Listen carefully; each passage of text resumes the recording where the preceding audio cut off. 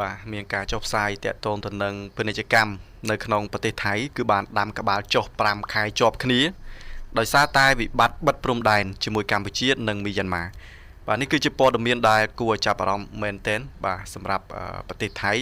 យើងឃើញហើយបាទមួយរយៈពេលចុងក្រោយនេះបាទជាពិសេសគឺនៅក្នុងឆ្នាំ2024និង2025នេះថៃបានដូរនាយករដ្ឋមន្ត្រីជាបន្តបន្ទាប់បាទក្នុងរយៈពេលតែ2ឆ្នាំបាទយើងឃើញថាមាននាយករដ្ឋមន្ត្រីបាទចំនួន3នាក់បាទ4នាក់ទាំងនាយករដ្ឋមន្ត្រីស្ដីទីលោកភូមិធម្មវិជ្ជយឆៃនេះគឺសបញ្ជាក់ឲ្យឃើញអំពីបញ្ហាវិបត្តិនយោបាយនៅក្នុងប្រទេសថៃហើយវិបត្តិនយោបាយនៅក្នុងប្រទេសថៃនេះក៏បានរាលដាលបាទមកដល់កម្ពុជាតាមរយៈចំនួនព្រំដែនដោយខាងយោធាថៃនឹងបានយកបាទបញ្ហាព្រំដែននេះបាទគឺជាឈ្នន់នៃការបង្កើនប្រជាប្រិយភាពរបស់ខ្លួនទោះបីជាយ៉ាងណាក៏ដោយបាទរហូតមកដល់ពេលនេះយើងឃើញមានការចុះកិច្ចព្រមព្រៀងសន្តិភាពដែលប្រទេសទាំងពីរបដិញ្ញានៅក្នុងការដោះស្រាយបញ្ហាដោយសន្តិវិធីដោយមិនយកអាវុធបាទជាការដោះស្រាយបាទច្បាំងគ្នាដូចមុនទៀតទេបាទក្រោមវត្តមាននៃការចូលរួមជាសាក្សីដោយប្រធានាធិបតីសហរដ្ឋអាមេរិកលោកដូណាល់ត្រាំហើយថ្មីកន្លងទៅនេះបាទយើងក៏បានឃើញផងដែរព័ត៌មានដែលបានចុះផ្សាយតាក់ទងទៅនឹងការលើកឡើងរបស់ប្រធានាធិបតីសហរដ្ឋអាមេរិកដូណាល់ត្រាំបើទោះបីជាលោកបានទៅដល់ប្រទេសកូរ៉េខាងត្បូងបាទហើយក្តីក៏ប៉ុន្តែលោកនៅតែ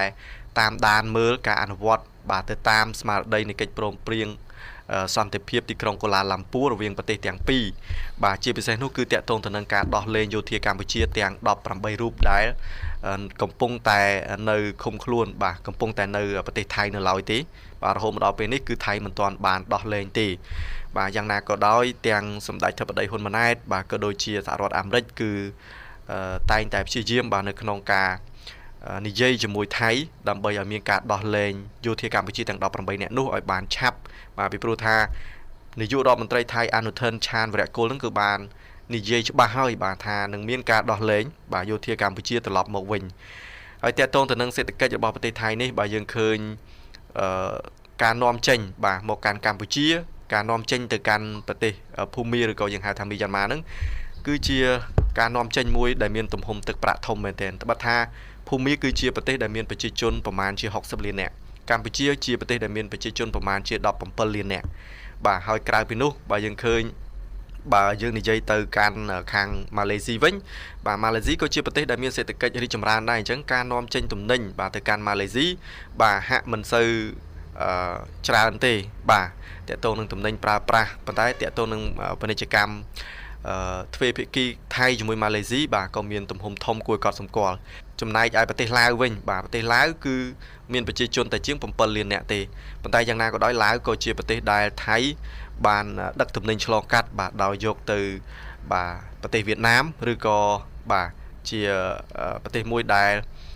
មានទំនាក់ទំនងល្អបាទជាមួយនឹងថៃដែរបើយើងមើលពីបញ្ហាព្រំដែនរវាងថៃកម្ពុជាក៏ដូចជាថៃនិងភូមាបាទក្នុងរយៈពេលចុងក្រោយនេះយើងឃើញ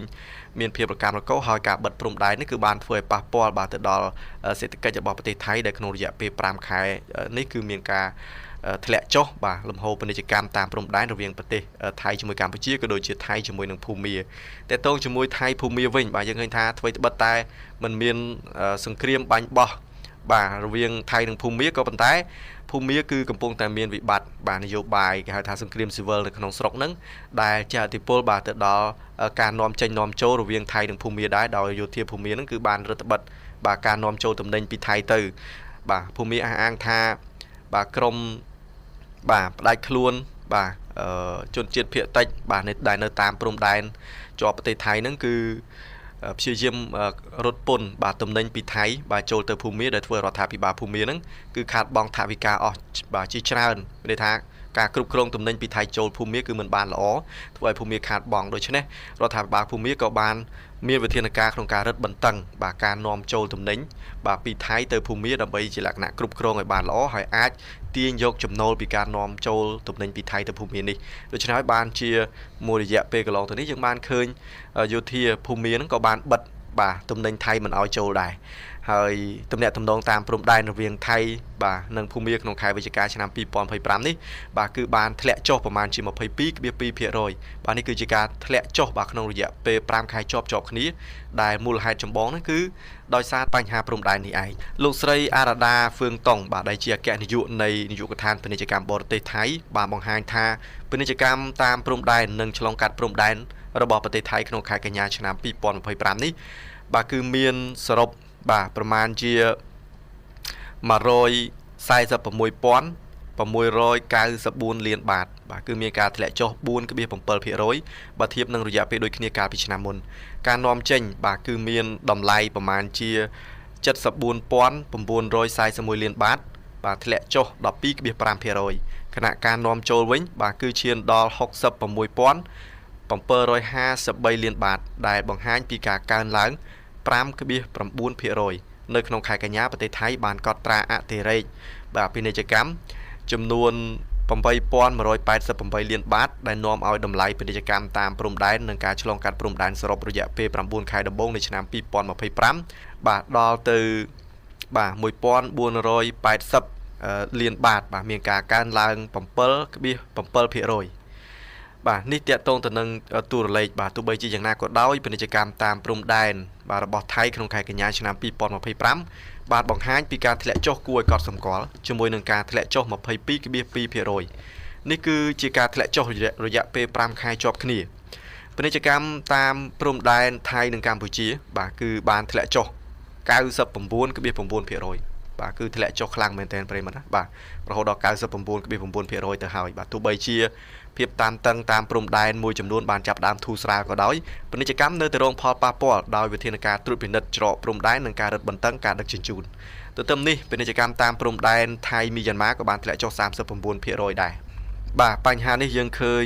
នាយករដ្ឋមន្ត្រីថៃអនុทิน ឆានវរៈគុលថ្មីកន្លងទៅនេះបាទមុនក្រោយពេលត្រឡប់មកពីប្រជុំបាទអាស៊ាននៅប្រទេសម៉ាឡេស៊ីវិញក៏បានផ្ដល់បទសម្ភាសន៍បាទទាក់ទងទៅនឹងបញ្ហានៃការបើកព្រំដែននេះដោយអនុทิน ឆានវរៈគុលបានបញ្ជាក់ថាมันមានការបើកព្រំដែនជាមួយនឹងកម្ពុជាទេបាទនេះឆ្លើយតបទៅនឹងក្រមជ្រុលនិយមថៃ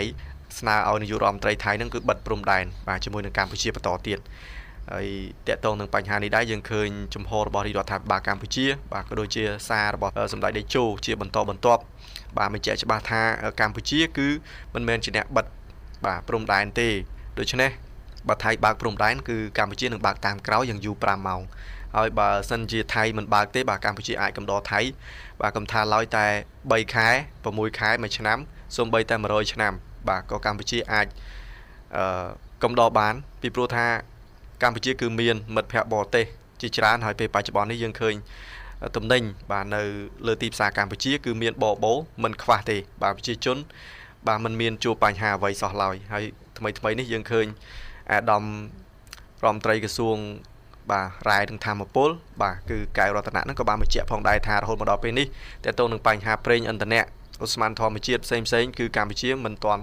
មានការខ្វះខាតទេយើងនៅតែមានលុយបាទទៅទិញកន្លែងណាក៏បានហើយក៏តម្លៃវិញក៏មិនមានការឡើងថ្លៃខុសប្រក្រតីដែរ